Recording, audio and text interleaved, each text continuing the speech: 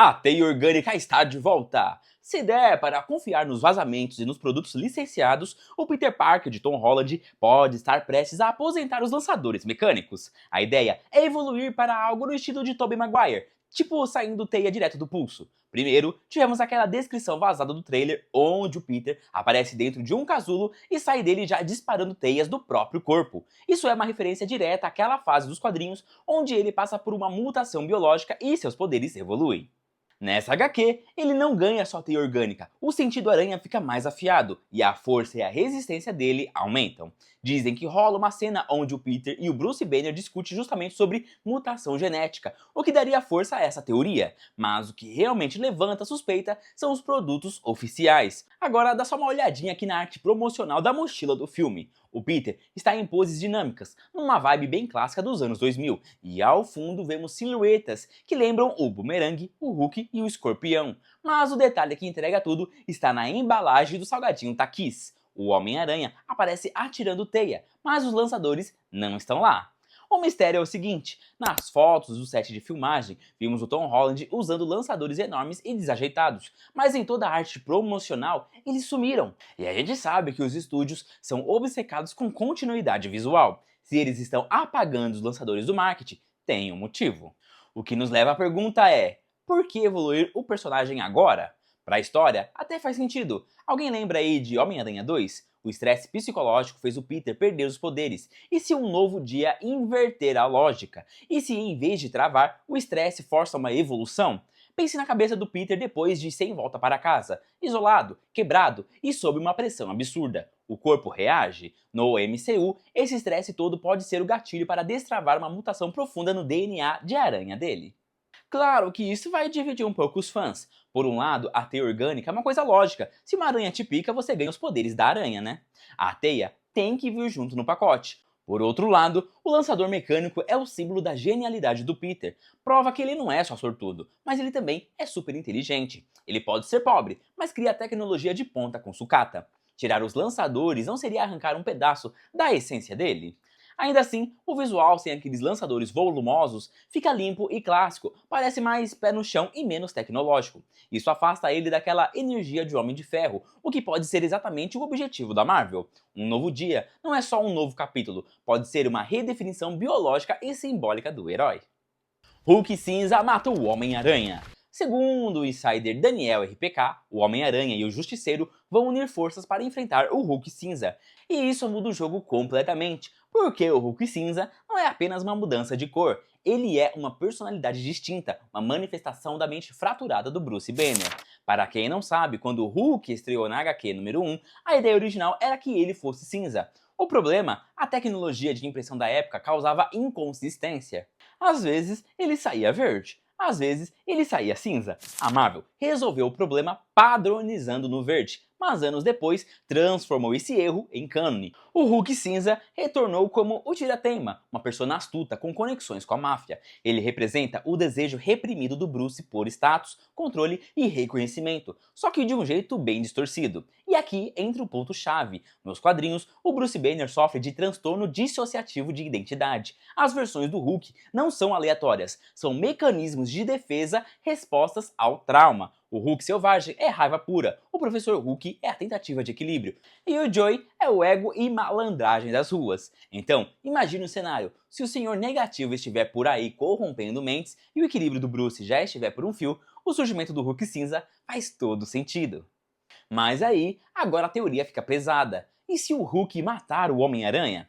Calma, ninguém está falando de morte definitiva, mas matar o Peter do Tom Holland num filme solo seria impensável, mas uma morte temporária. Aí a conversa muda. Visualize a cena. O Hulk perde o controle total. O Peter, como sempre, segura seus golpes. Ele não quer machucar o Bruce, ele quer contê-lo. Só que o Hulk não se segura. E o resultado? O Aranha é esmagado. Traje rasgado, máscara quebrada e dessa vez sem nenhuma tecnologia Stark para salvar a pele dele. E no final, o Frank Castle ali parado segurando o corpo quebrado do Peter nos braços. Só essa imagem já é puro cinema e é exatamente isso que nos leva à próxima teoria.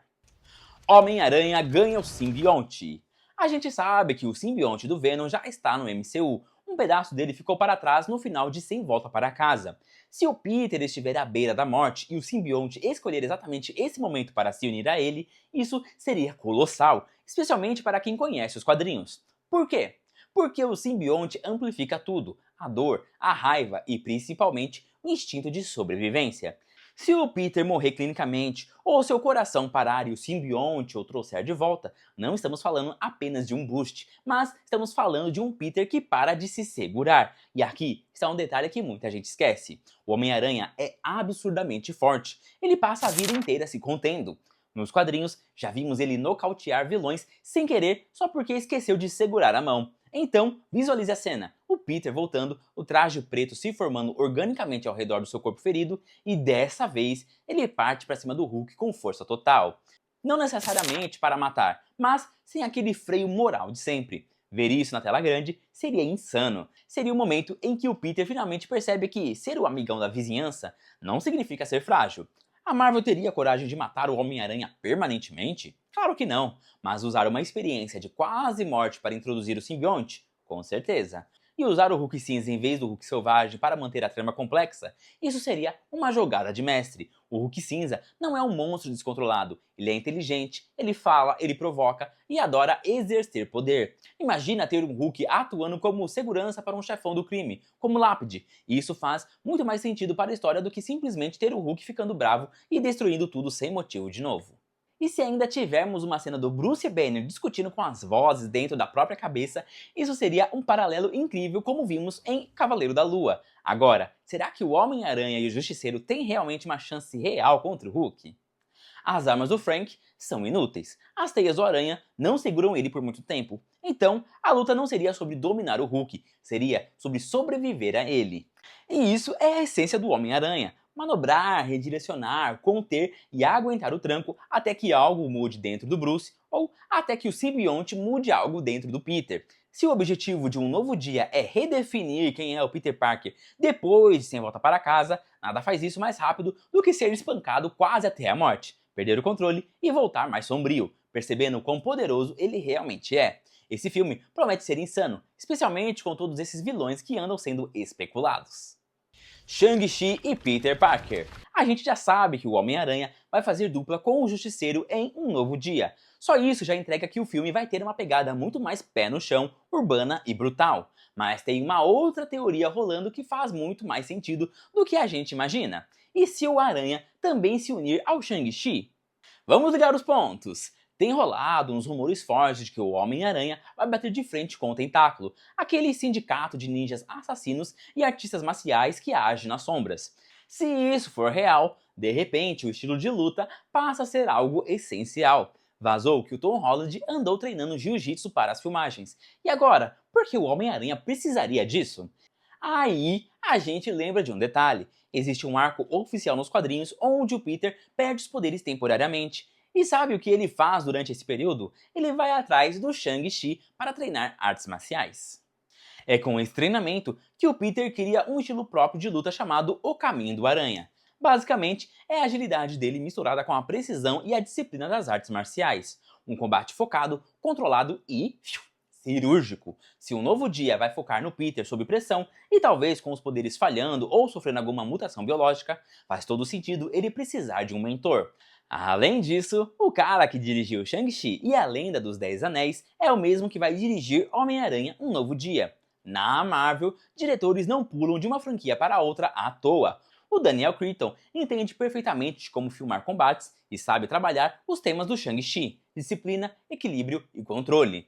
Isso casa como uma luva em uma história onde o Peter Parker está emocionalmente quebrado e lutando para dominar seus próprios poderes. Outro detalhe, a última vez que vimos o Shang-Chi, ele estava em Nova York, no Sanctum Sanctorum, conversando com Bruce Banner, ou seja, ele já está na área. Se o Aranha vai enfrentar os ninjas do Tentáculo, ter o Shang-Chi ali ensinando ele a lutar para ele não depender 100% das teias é algo essencial. De quebra, isso resolve uma das maiores reclamações dos fãs. O Homem-Aranha do MCU nunca apareceu um lutador. Ele é forte, é ágil, mas sempre brigou mais no instinto.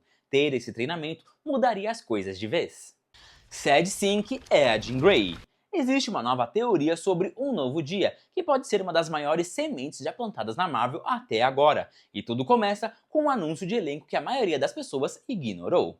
Dizem que o ator Tremel Tillman vai interpretar um personagem chamado William Mazer. Isso pode soar aleatório, mas nos quadrinhos da Marvel, William Mazer não é apenas um político. Ele é um extremista anti-mutante, um cara que espalha propaganda contra os mutantes e tenta virar a opinião pública contra eles. Se o Mazer existe em um novo dia, isso significa que os mutantes existem, ou no mínimo, a histeria contra mutantes já existe, e isso faz uma diferença enorme. Nos quadrinhos, Mazer não ataca os mutantes de forma generalizada. Existe uma história em que ele mira e captura especificamente a Jean Grey. Agora vamos conectar isso a outro boato. Existem rumores de que a personagem da Sad Sink em Um Novo Dia será capturada em algum momento do filme. A Marvel ainda não revelou quem ela vai interpretar. Não estou dizendo que isso confirma que Sad Sink é a Jean Grey, mas olha para as peças do tabuleiro, a introdução de um extremista anti-mutante, uma possível trama de perseguição aos mutantes, rumores sobre uma personagem feminina capturada e o inevitável reboot dos X-Men. Essas podem ser pistas de que a Marvel está oficialmente trazendo os mutantes para o MCU. Os filmes do Homem-Aranha são perfeitos para isso, porque se passa em Nova York, que é o centro do conflito entre humanos e mutantes. Mas pense bem, Peter Parker já está isolado, incompreendido e testemunha a ascensão da histeria antimutante através do controle de danos ou de uma agência do governo, assim como vimos em Magnum. Os mutantes estão sendo caçados. Uma jovem garota com telecinese é capturada. Peter vê a si mesmo nela, alguém com poderes incompreendido e rotulado como ameaça. Esse é exatamente o tipo de dilema moral que é a cara do Homem-Aranha. E se essa garota for a Jean Grey, esse poderia ser a faísca que inicia a Era Mutante. Mas a Marvel introduziria a Jean Grey de cara em um filme do Homem-Aranha? Talvez. Eles poderiam apresentar ela antes de atingir o nível da Fênix, uma Jean mais jovem, que ainda não é uma ameaça de nível cósmico, mas perigosa o suficiente para assustar o público. O Senhor Negativo. Lembra daquele teaser do traje novo? Nele, deu pra ver claramente o logotipo do Demônios Interiores pichado num tanque. Quem conhece os vilões do Homem-Aranha reconheceu o símbolo na hora. Essa é a organização criminosa do Senhor Negativo, o que só pode significar uma coisa: ele está no filme. É aqui que a teoria explode mentes. Nos quadrinhos, o poder principal do Senhor Negativo é a corrupção. Ele consegue manipular emoções, distorcer a personalidade e puxar toda a escuridão que existe dentro de alguém para fora. Ele literalmente inverte a bússola moral da pessoa, algo bem parecido com o que a Feiticeira Escarlate fez com os Vingadores lá em Era de Ultron.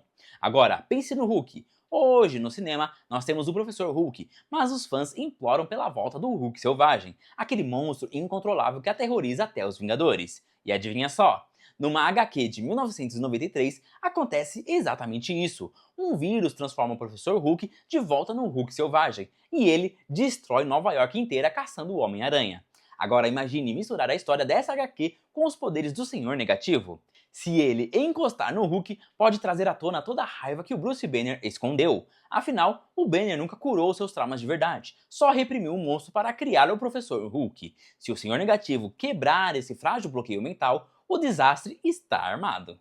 A Marvel precisa do Hulk selvagem de volta para bater de frente com a ameaça global de Vingadores Doutor Destino. E convenhamos, não dá para levar o Professor Hulk de óculos para uma guerra contra o Doutor Destino. Eles vão precisar da fera.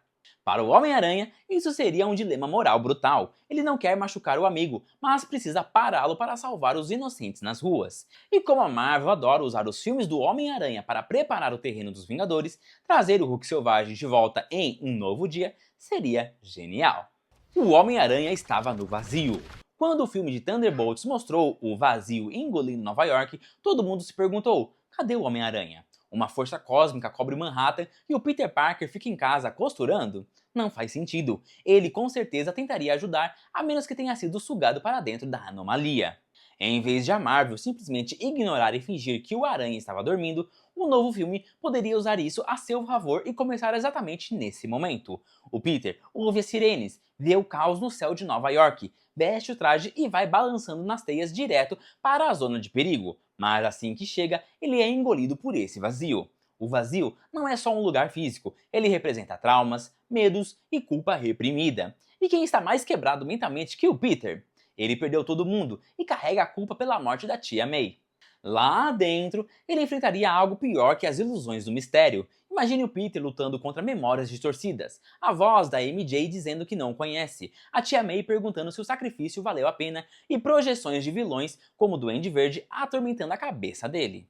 Para a história, isso é muito poderoso. A evolução final do Peter é enfrentar a si mesmo. O vazio simboliza toda a escuridão que sobrou na vida dele depois do feitiço do Doutor Estranho.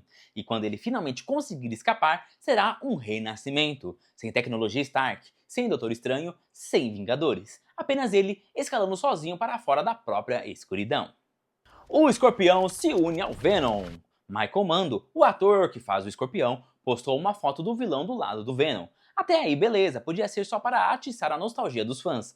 Mas aí, ele postou outra foto, o Escorpião literalmente se fundindo com o simbionte. Normalmente, a gente acha que é só o ator trollando a galera na internet. Mas tem um detalhe gigante aqui. No universo principal da Marvel, um pedaço do simbionte do Venom realmente ficou para trás no final de Sem Volta para Casa. E a Marvel não planta uma semente dessas se não for para colher lá na frente. Lembra da última vez que vimos o McGargan? Foi na prisão, lá em De Volta ao Lar. Naquela época, ele estava louco para descobrir a identidade do Homem-Aranha. Só que agora, com o feitiço do Doutor Estranho, ele esqueceu quem é o Peter Parker, mas o ódio pelo Aranha continua. E isso é muito pior. Agora é um ódio cego, irracional e totalmente obsessivo. E adivinha o que rola nos quadrinhos da linha Marvel Knights? O McGargan se une ao simbionte e vira o Venom. Essa versão do Venom com o Escorpião é muito mais insana, agressiva e brutal. Isso combina demais com a pegada mais sombria que o filme está prometendo. Nessa história, o Peter não seria a origem do Venom, mas sim a caça dele. A saga do simbionte é um dos maiores arcos do Homem-Aranha. A Marvel não vai desperdiçar isso. E de todas as teorias que estão rolando, colocar o Escorpião para se fundir com aquele pedacinho de gosma alienígena é a saída mais genial e redondinha que eles têm nas mãos. As peças já estão no tabuleiro, então é só soltar a fera. E se você chegou até aqui, não se esqueça de se inscrever, deixar o like e até a próxima!